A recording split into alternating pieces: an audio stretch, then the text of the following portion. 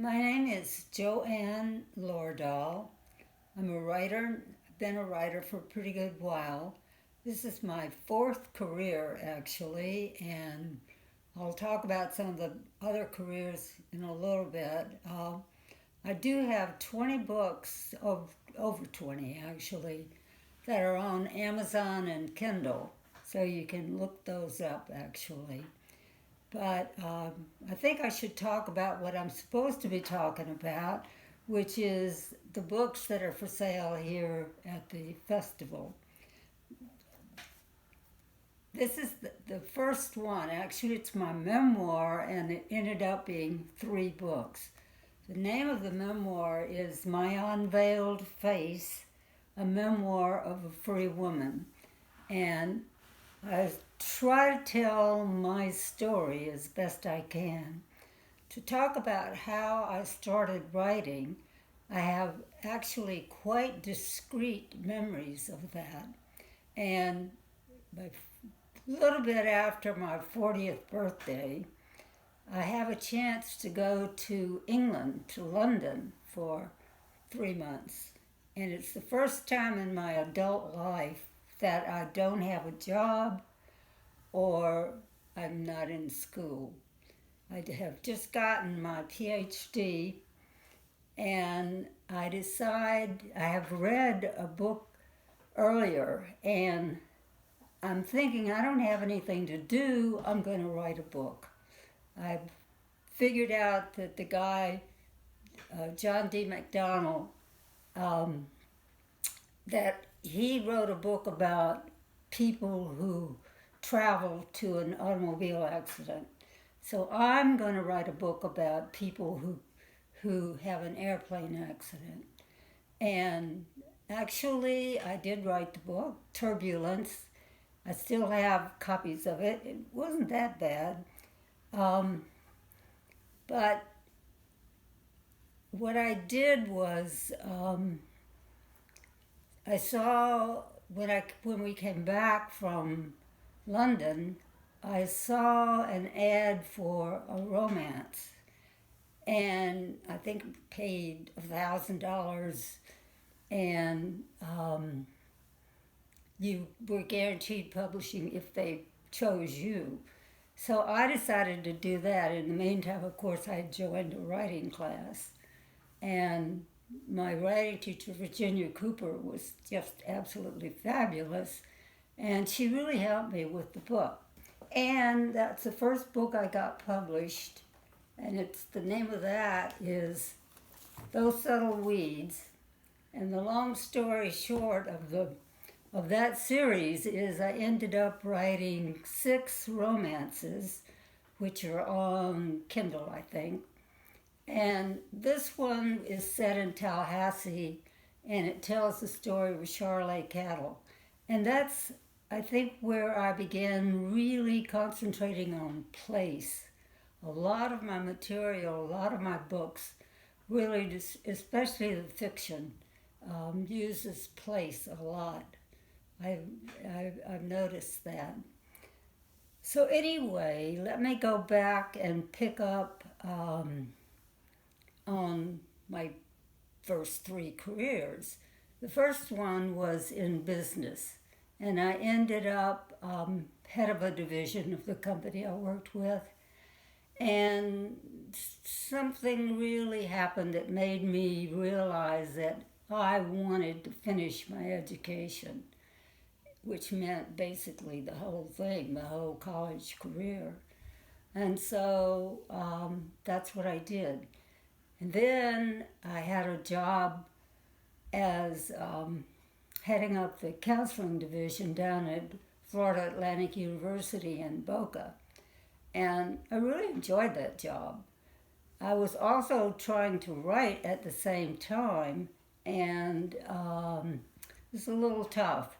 I found out that what I was doing was getting up at 5 o'clock in the morning and working a couple hours before work, and then working at a fairly difficult job. And then when I got a chance to really have a chance to find out about writing, one of the things I did was when I first started thinking about writing, I decided to keep a journal because, of course, I can't spell. My handwriting is horrible. I had never ever thought about writing except when I finally got a chance to have, and I needed something to do.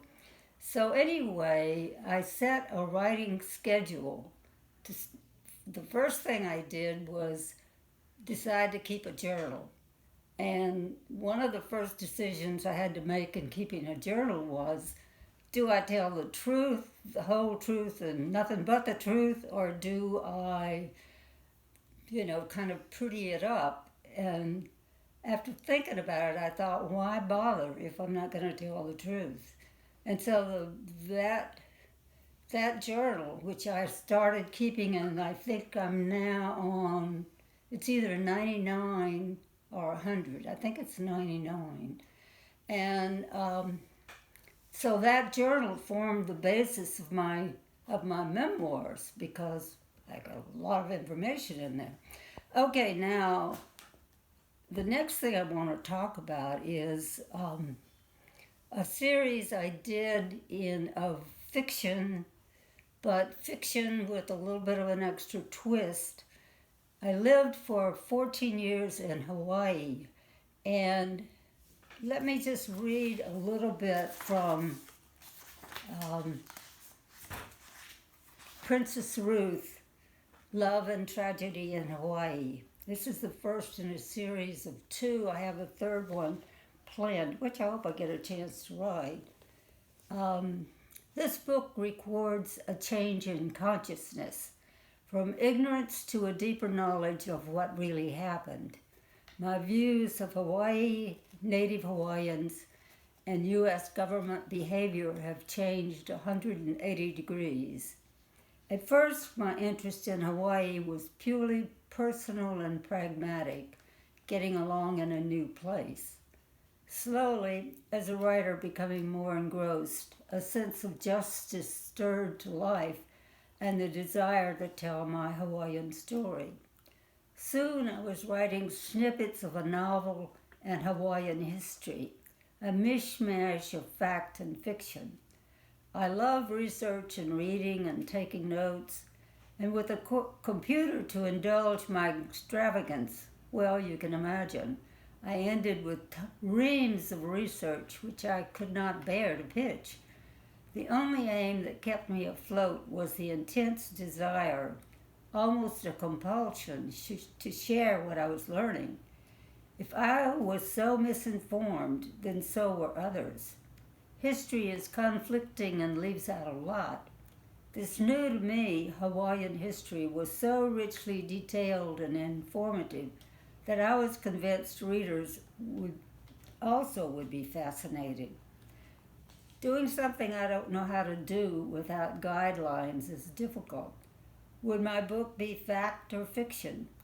When I felt discouraged, an acquaintance would answer an unspoken question, or Princess Ruth, my heroine in this book, would whisper at midnight. Yet as friends encouraged and stacks of writing grew, I still dangled at the end of my rope. How to respectfully illuminate fact and fiction? Well, actually, what I ended up doing is putting footnotes in a novel, which I had never seen before.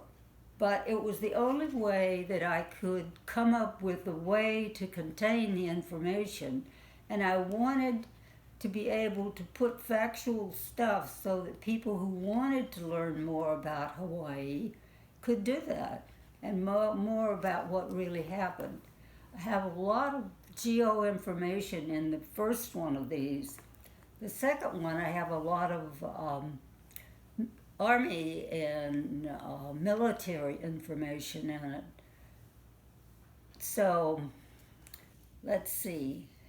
I seem to write in different kinds of categories. One of the nonfiction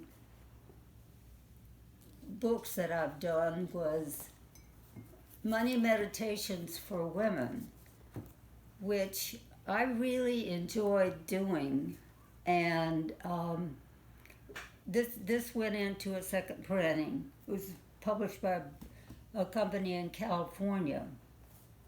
And one of the other books in this series is Reconnecting the Healing Circle. This is one of my friends told me once that what I did was write evergreens. She called them evergreens because the information, since it's written from a very personal point of view, doesn't go out of date or out of style.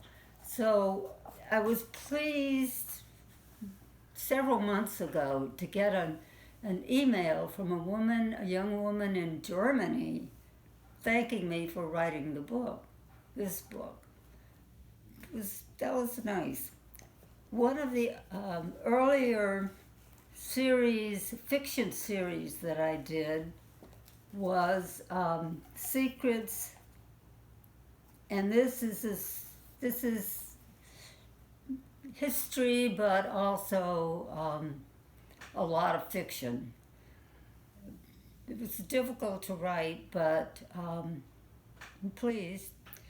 One of the other non-fictions that I've written is The End of Motherhood, which I'm here to tell you never ends, but it was interesting writing that. Health Communications down in South Florida published that book.